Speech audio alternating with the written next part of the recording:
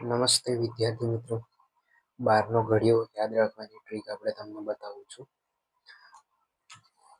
બારનો ઘડિયો યાદ રાખવા માટે આપણે સૌથી પહેલા 12 એકા 12 12 લખી દઈશું. પછી પહેલી લાઈનમાં લખીશું આપણે 1 2 3 4. અહીંયા 5 ની જગ્યાએ 5 નહીં લખવાના, પરંતુ આપણે 6 લખીશું. 5 સ્કીપ કરવાનું, 6 7 8 9 10 અને અહીંયા 11 સ્કીપ કરીને 12 લખવાના છે. એના પછી આપણે પાછળની લાઈનમાં લખીશું 2 બેકી સંખ્યામાં 2 4 6 અહીંયા 8 અને પછી 0.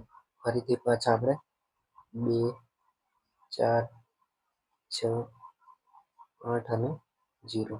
તો આ થઈ ગયો આપણો 12નો ઘડિયો. 12 એકા 12, 12 દુ 24, 12 તરી 36, 12 ચોક 48, 12 પંચા 60, 12 છંગ 72, 12 સાત 84, 12 આઠ 96, 12 નવ 108, 12 દા 120.